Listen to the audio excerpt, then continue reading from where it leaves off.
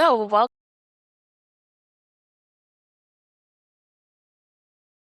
to another episode of the Misadventures of an Inspired Woman podcast. Today, I am joined by soon-to-be Dr. Sonia Pruitt. Usually, this is where I insert like a bio and all of that, but we'll get to that. Sonia's amazing. I met her recently. If you've been listening to the podcast, you know I'm on a sabbatical and I spent some time in Washington, D.C. So I met Sonia recently because she was gracious enough to participate in a film screening that we were doing at Montgomery College. And so, Sonia, out of you, so I heard you before I saw you, and I was like, this is going to be all right. I heard you saying something about microaggressions as you came into the theater. And I was like, oh, this is gonna be good. Um, Yeah, one of my favorite topics recently. so Sonia is a mom, she is a professor, she's former law enforcement. That's as far as I Mhm. know, but I know that you were pretty up there. I've been Uh, doing a lot. Yeah, I was 28. I'm a 28-year veteran of law enforcement. I retired as a police captain. With my last, this is important, my last assignment was in community engagement. That was like my dream assignment, and I finally got it before I retired. Awesome. And so I invited Sonia to come on because I heard her, like we were hanging out socially, and I heard her say something about choosing her health over the job. And we'll get there. That's where I want to center this conversation. But I want to start from the very beginning. Mhm. Like, where's Sonia from? Like, what was little Sonia Oh, running around doing? fighting. So I grew up in North Carolina, a very small town called Williamston, and it's on the eastern seaboard, not very far from Virginia, maybe about an hour or so from Virginia, the Virginia border. And I grew up, our town was on a river. And so I did not know the beauty and the value of growing up in such a beautiful space. Like I thought it was just normal, right? That everybody grew up on a river or they had this beautiful green grass and these trees, and it was a great place to grow up. Um, it was a very diverse small town, and but then you had the black people who lived on one side, the white people kind of lived on the other side, kind of thing, across the railroad tracks. I uh, spent my childhood there with my grandparents and my aunt and uncle. And then when I finally left and graduated from high school, I ended up at Howard University. So that's the short story about where I grew up. Okay. And so you ended up at Howard. And at what point did you decide that law enforcement was going to be it for you? So I ended up at Howard under the, I was going to say the guys. My thought was that I was going to be a doctor. And honestly, I didn't choose that. My family chose that. As many black families, I'm a baby boomer. I'm like right on the edge of baby boomer and Gen X. And so, the thought was you're going to be a lawyer, you're going to be a doctor. And so I went to Howard. I was a science geek, so it was kind of a natural fit to be in the sciences. But what I realized very early on was that I was never going to be a doctor. I did not want to stay up all night. I didn't want to do no internships or rotations or whatever it is that doctors do. That was not me. So then I went into research for a little while I was still in college. And I didn't like research because research is repetitive. So while I was trying to figure out what I wanted to do, I was on the bus one day and I was looking up at the ads, and there was an ad for police officers. I was like, ooh, I want to do that, because I can be outside, I can meet a lot of different people. And so I applied to be a police officer in 3 different police departments in Maryland. Well, DC and then 2 in Maryland. And I ended up getting hired by Montgomery County Police first. Okay, so what was that conversation like with your grandparents and your aunt and uncle that like, Well, it was more so my grandparents were okay. It was my mother and father were actually living in DC. And it was my mother who was like, basically, what are you doing with your life? Because it didn't fit what the plan was for her. Something I didn't really understand until I became a mother. Mm. And realize, okay, I can't do the same with my sons because they're going to have to choose what it is they want to do. I didn't know the importance and the gravity of allowing your child to make their own decisions. I thought I had let the family down. And so, but I was also very headstrong and, kind of still am. And so I'm like, I'm going to go and do this police thing because I want to be around people. And at the time I was working for the Postal Service. I was sitting in an office. I didn't want to be surrounded by four walls. I wanted to be outside where, there was sunshine and I could talk to these people that I was going to meet. I did not know what I was getting myself into, honestly. I was very naive about policing, even though my father was a police officer. He didn't talk to me about his job. I didn't know what challenges he had or what challenges there were in policing for Black people. I learned that on my own. Do you remember when you had that first sort of like reality check of this is what policing is? It's not outside standing in the sunshine. That is a great question because I often tell people that Black officers will have an aha moment at some point. And then you have to make a decision about what side of this police culture are you going to be on. And my aha moment came, I was a corporal. I had just gotten promoted not too long into the rank of corporal. And I was backing up another officer on a traffic stop. And I noticed that he had arrested this man. And so what I would do, because I'm a people person, if I came on the scene and somebody and I was backing up an officer, I would talk to the people that they had under arrest just to distract them, to see what, to spend some time just, letting the time go by. And so I asked the guy in handcuffs, I said, what are you under arrest for? What did you do? And he says, oh, my license is suspended. I said, okay. So the officer searched his car and then he came back and he took him out of the handcuffs and then he let him drive away. So I was like, what was that? So I said to the officer, you can't unarrest somebody on the street. You have to take them to the police station. You got to fill out a police report. You got to document why it is that you took them out of the handcuffs. I said, plus you searched his car. Why did you search his car and then let him go? And then he's suspended. You let this guy drive away on a suspended license. What if he gets in a car accident and somebody's injured? You could be held responsible. So he said to me, I don't have to listen to what you have to say. You're not really my supervisor. I was like, okay. So I took it to the sergeant. The sergeant's like, you're right. I'll talk to him. We get into roll call the next couple of days, and this officer stands up in roll call and says, I want anybody in this room to know that how I do my traffic stops is how I do them. I don't have to pass this in front of anybody except the state's attorney. And I was like, whoa. So I'm looking at the sergeant like, are you going to check this guy? Long story short, he didn't check him. This young man was out on the road stopping people, searching their cars for no good reason. If he didn't find anything, he let them go. That's not how it works, right? And so when I complained about it, he said I was being a racist. And so then this rumor started that I was out here accusing white officers of being racist. I never said anything about racism. I said, this is policy that you need to follow. So for me, that was the first time that it had really affected me personally, race issues in the police department. I had seen stuff, but I chalked it up to this is just how life is, right? Until that happened. And then I began to get maligned online because we had a little forum for the police. I began to get maligned. And then it got so bad that they began to threaten my husband bodily harm. Yeah.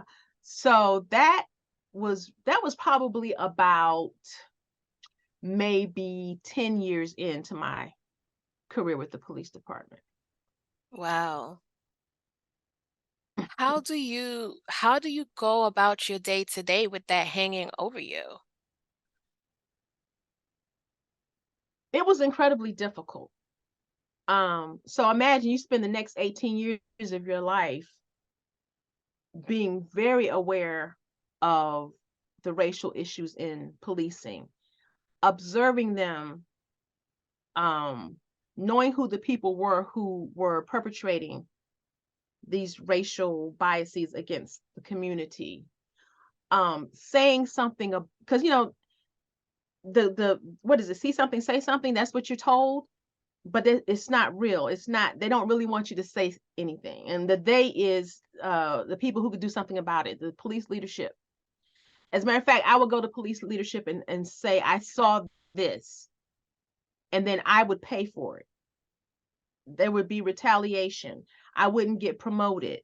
I would get a bad assignment. Um, so I got to pay for every time I would report something that I thought was wrong. But then Mm, I had to sit with myself and God and like, okay, you've put this in front of me. And my spiritual self says you cannot avoid it. You can't turn your back on it. There are people who are depending on you to be righteous and just. And that's what you have to do no matter what the cost is. And so I had not learned yet how to take care of myself, my health. I just knew that I had to be strong, and you know and I just had to walk through this fire, and I had to walk through this thing and see it through to the end, whatever the issue was.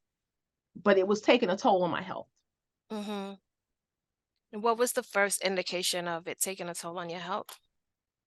Well, besides the general stressors, not being able to sleep, um not eating well, although I was always very physically active, so that was helpful, that I had a workout routine, and I was committed to that. And I'm not sure what it would have been like had I not been, because by the time I got promoted to lieutenant, which was like in 2011, I got my first diagnosis of breast cancer. That's when it really, really hit home. It hit home in several different ways. It was a um, how are you gonna first the first question was, how are you gonna do your job while you're going through chemo? It never occurred to me at that point, no, you could just take off. Right. You could take off and just use your leave, right? Because I knew that if I had just gotten this cushy position as the assistant to one of the assistant chiefs, and I knew if I took off, that position wasn't going to be there for me when I got back. So I had to make I had to make a decision. I didn't really know what I was going into with the chemo, first of all, but I made a decision. Okay, I can work through this. My doctor says if I want to work, I can work. Um, but what I didn't count on was that there would be no compassion from the leadership I worked for. So they treated me as though, you said you're gonna work, well then we're gonna work you. So for a year, because it took about a year from the time I had the diagnosis, had the chemo, and started to heal, for me to realize, okay, I'm gonna have to go to another position. This is too much. Mm-hmm. But at the same time, in the back of my mind, I was like, but this is gonna be on my resume that I spent a year here. And it's funny because as a Black woman, you have to be strategic. You have to feel. My goal was always to fill my resume with things, different positions, so that they eventually could not deny me what was owed to me. And I needed to put that on my resume. So I said, I'm going to stay here for a year. And I did. And I fought through it. It was really difficult doing the work. I did a great job, but it took a toll on my psyche and my mental health, while my body was starting to respond. It was starting to heal. 6 years later, I'm sorry, not 6 years, but 4 years later, I got a second breast cancer diagnosis. And what that meant for me at that point was, you didn't listen the first time. There was something that you should have done that you didn't do the first time. And I'm going to take off. So I took off several months while I went through chemo and all the things that come with the breast cancer diagnosis, right? And when I got back, my job was still there. My my position was still there. The people who I worked with were very kind and supportive, which was different from my first experience. Right, right. So by this time, I had learned you got to take care of yourself, or you're not going to be here. I remember that second time, my sons who were just starting high school, they came home from school one day. I was laying on the couch, and one of my sons said, "What you been doing today?" And I said, "I just been resting." And he says, "Are you gonna die?" And I was like, "Whoa!" And I asked him, "Where did that come from?" And he says, "You just been laying here every day. Every time we come home from school, you just laying here." And so then I had to do a self check and realize I was depressed. Mm. That meant now I have to consider my mental health in a way I had never done before. I had taken them, to therapy, dealing with the things that young men deal with going through puberty, but I never thought about myself. So now I'm like, okay, I got to find a therapist. And so I started therapy. It was really helpful. My therapist was a very spiritual woman, so it helped me center my own spirituality and be proud of my ancestry and my spiritual legacy, and to tap into that, because that's where the strength lies, and in our ancestors. And that journey was amazing. It opened up so many things for me. And it also gave me the strength to continue on in my job without feeling put upon and guilty for saying things and trying to make it right for the community that we were serving. It was a great experience in that way. Isn't it great when you find a therapist that just aligns with you? A lot of people are like, well, I tried it and it didn't work. And it's like, well, that person probably didn't align with you. Like sometimes it takes a little bit to find that person, but when you do, the work that you get to do is amazing.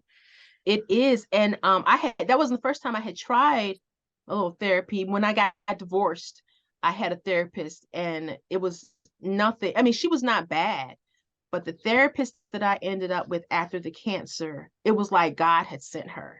Like, this is the person just for you. She was just so wonderful. And I remember one of the things she said to me one day. I was expressing to her that, breast cancer is, cancer goes into remission. It doesn't mean that it's gone. And so we try not to think about it like that, but we that's the reality medically. And so you're hopeful that you never have to deal with it again, right? And she says, "Girl, you got a whole lot of work to do. You ain't going nowhere." And I was like, okay. She says, "Your ancestors are all around you talking about all the stuff they need you to do. Why are you even thinking about that?" I Is was like, that "Why?" what is that what fuels you? Because it's like here you are, all these years on this job that has been incredibly difficult. You've gone through a divorce, you're raising two Black men, um, and you've had this diagnosis twice, and you've battled depression. But when you encounter Sonia, it's just all light and love and Mm. brilliance coming at you. So is Wow, thank that you. Like, who is that lady? Oh, no, it's okay. you. Is that what sort of sustains you? I am afraid of missing something. Like, when I decided to go back and pursue my doctorate at this stage, So wait, so tell us um, before you get there, okay. tell us about your decision to retire. Because you're a young Oh, woman. yeah. I don't know how young you think I am, but yeah. um, this is what happened. This is funny. I'm glad you asked that question. COVID hit.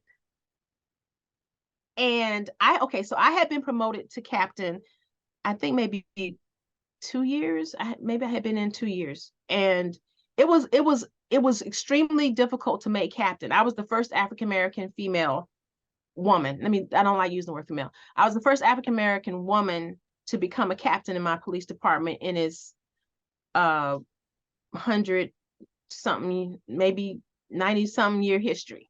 Wait, okay, so we're not gonna, but sorry, wait, we're not gonna just like say that and skip over it, right? Like, Yeah, so we're but that's sitting what here, happened at work. There was but no we're celebration. not gonna do that, right? Okay, right, So we're right. sitting here talking to and listening to the first African American woman to make it to the rank of captain in the Montgomery County Police Department in its entire history. Yes. Okay. And it was profound for me. So in my opinion, I should have been promoted maybe 6 or 7 years before that. Mm. But the way affirmative action works, sometimes if there's a white woman who is eligible as well, they're going to promote her because, that's how racism works, right? So that's what happened. And the next test I took, I was in my feelings. I was depressed. I had gone through the cancer thing. I didn't do as well as I needed to do. So I had decided not to take the captain's exam again. But you know how God be sitting on the shoulder talking about, girl, what is wrong with you? I done set you up for success. What is your problem? You need to take this test, right? So I said, I'm going to do it one more time. And I took the exam. And as God always works in my life, in the universe, I scored so high. It was like a 98 on the whole, entire process, that it was going to be difficult for them not to promote me without knowing that I was going to file a lawsuit. That was what was going to come, because I was tired of being denied what I thought I deserved. So I was promoted at the same time as a young white male. And he had 13 years on, 14 years. I had 20 some years. So I'm thinking, oh, I'm about to become the director of a division. And instead, they made him the director of the police academy.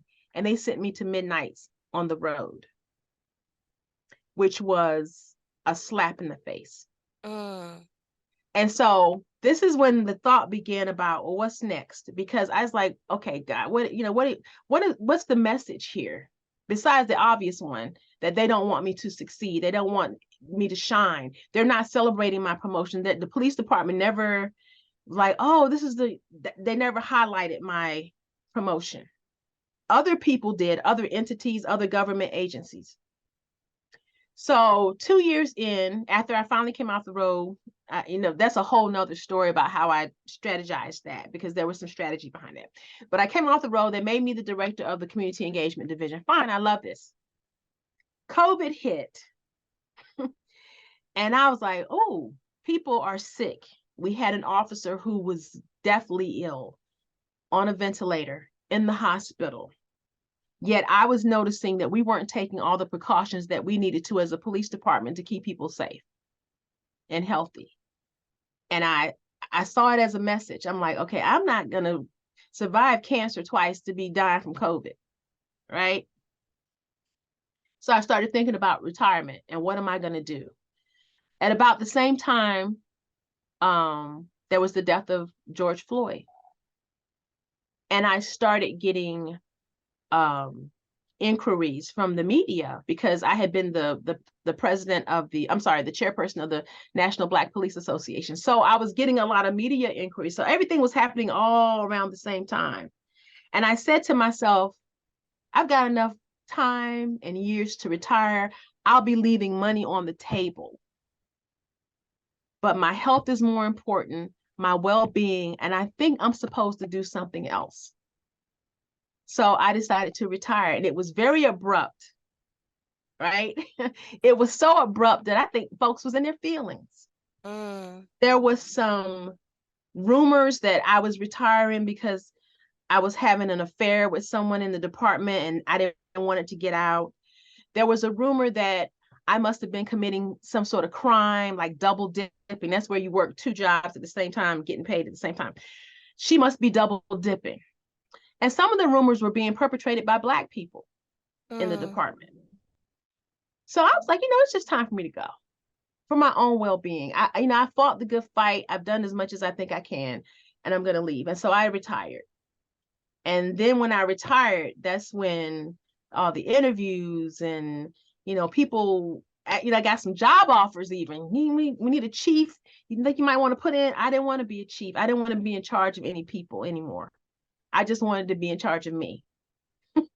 So that's how I ended up actually retiring. I But feel you're like not.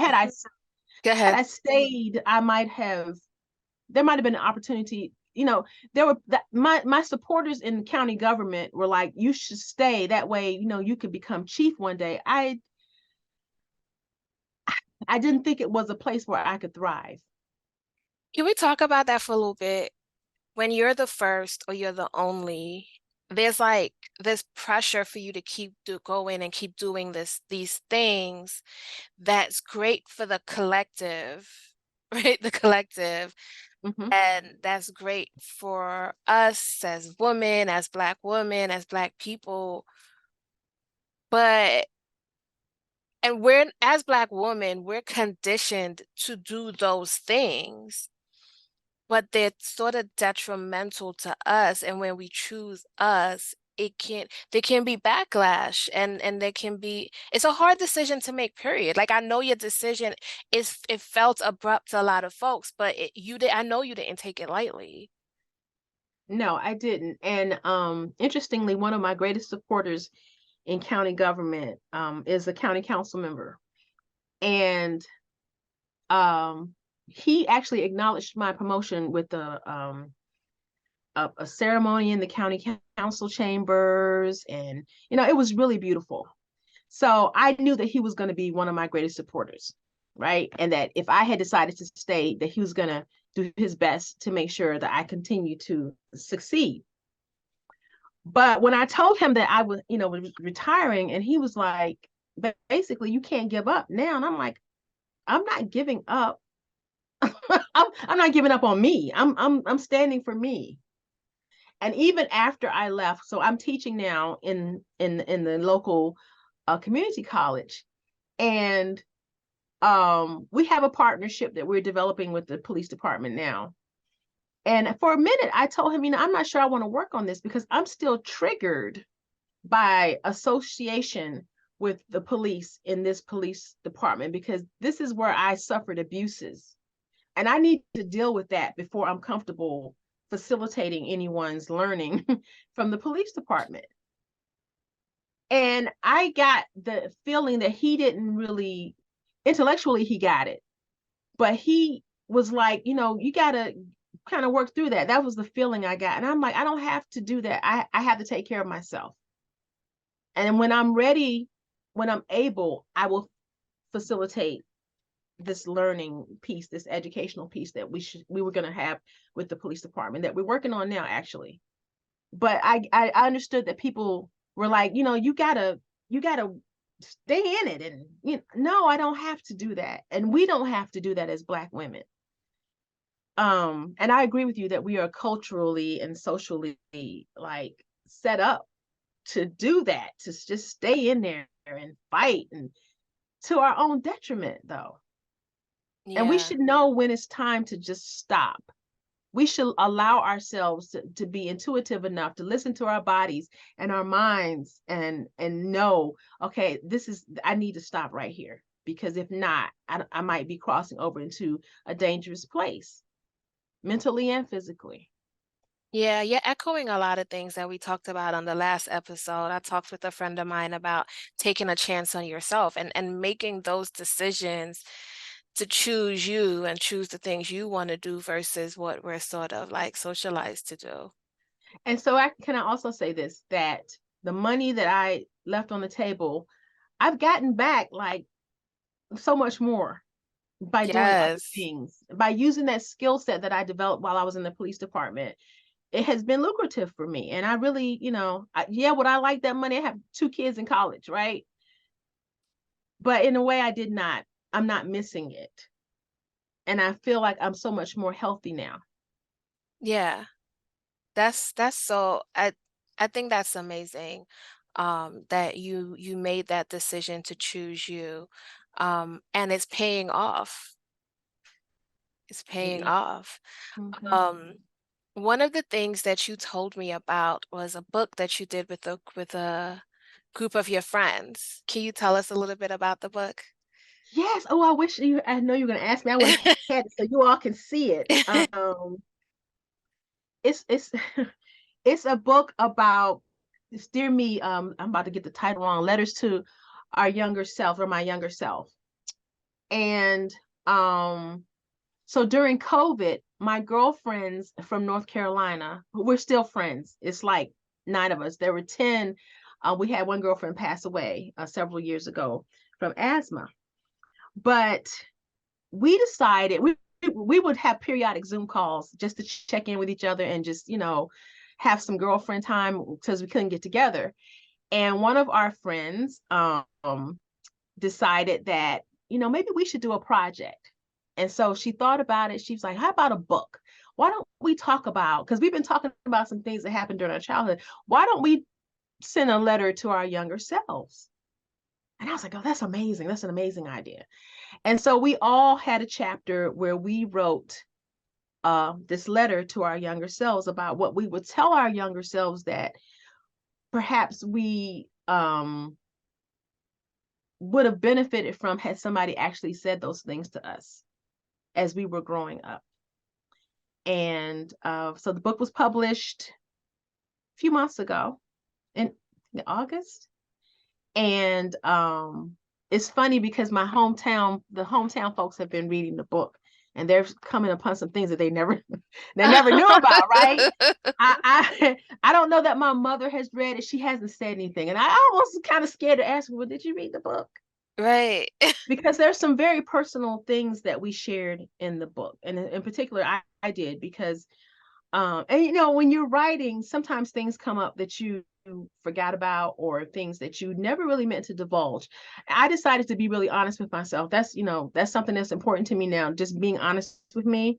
And I was really honest with myself. I wrote about an incident that where there was some sexual abuse Mm, by a family friend, and my girlfriends did not know about it. And so when they read it, they were like, their mouths were hanging open. right.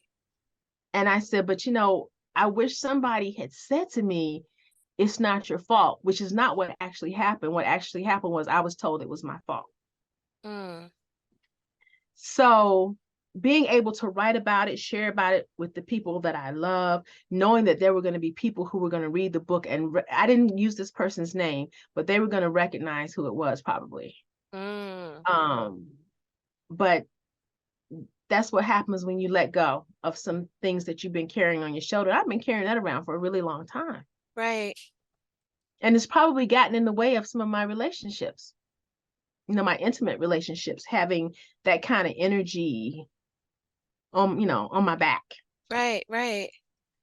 And I think it's beautiful that you own that it was not your fault.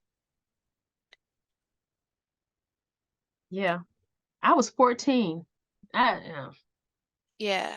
I was just then, not just now, just then figuring out that there's some changes in my body and I was feeling a certain way about young men.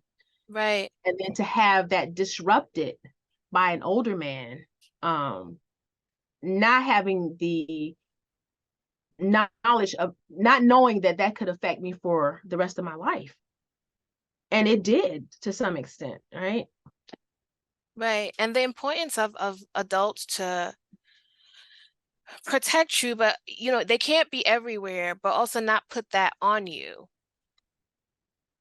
I'm sure that's something that you've sort of thought about in raising your boys too. Yeah. They say that, um, when you have children, you try not to be your parents. Right. um, and yes, I try not to be that. Oh, that's a whole nother conversation we get to have about motherhood, especially being the mother of two young Black men. That is a total, like, okay. Woo, have I learned a lot about myself since then. Um, but But understanding that you get to support your children even when they do something that is not in excellence, or there's not there's something they did wrong. That's a whole journey. Right. um and then as a Black woman, looking around as going through puberty, and not having anyone but my girlfriends, who are still my girlfriends now, by the way, to Right. talk me through what it was like, what I needed to do to protect myself from STDs, from pregnancy, um warning signs of the guy I shouldn't be talking to. I felt like I should have had that conversation with an adult, but instead I was having that conversation with the people who were my own age. Yeah. So in a lot of ways, you were parenting each other with very Yes, limited knowledge. not with very limited knowledge.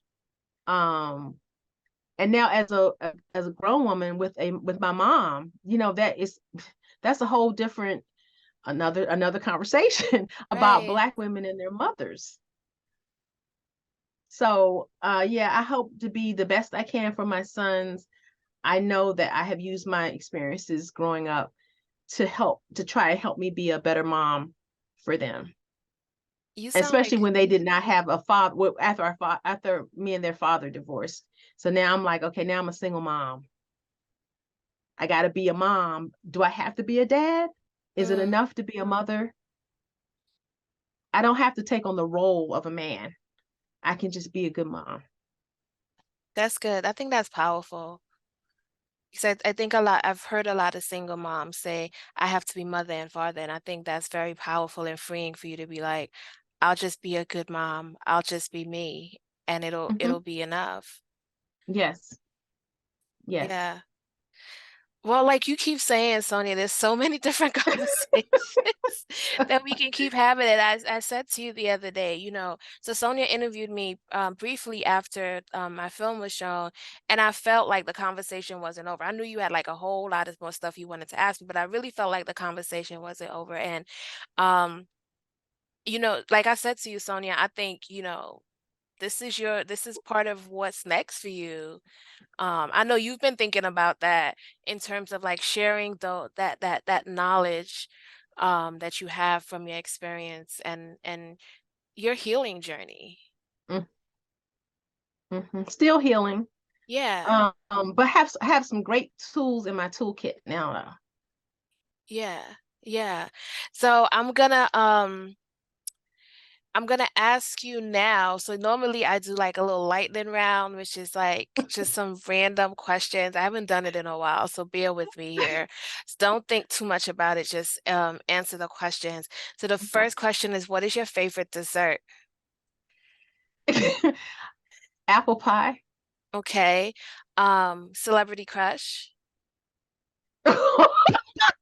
Oh my God, David Banner. Ugh. I mean, I knew that, but I was like, is she gonna say I am gonna say it. He's fine. Okay. And smart. Oh God. it? Guilty pleasure. French fries. And in the story of your life, what genre is it? Is it drama, comedy, dramedy, musical, suspense, Dramedy. dramedy, and who plays you? Oh, oh my God. I don't know. That's a great question. You got me stuck. I never thought about that. I can't even think. Oh my God. Now I'm gonna be thinking about I that know all you're gonna day, be right? thinking about it, and then you'll send me a text. You'll text me and tell me who it is. Yes. Oh my God.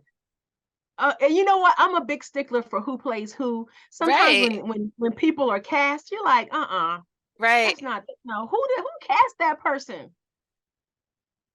You know Yeah. who it would be? And I don't know her name off the top of my head.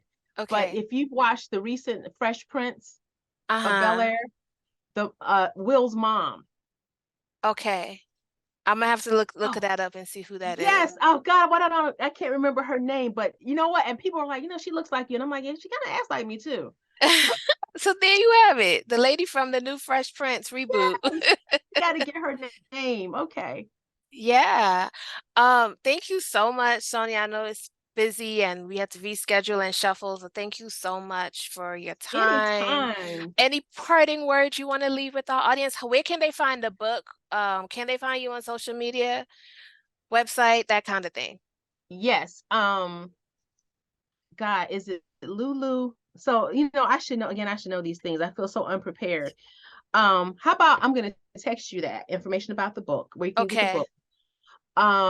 You can find me at the Real BPX. That's TheRealBPX.com. That's my website.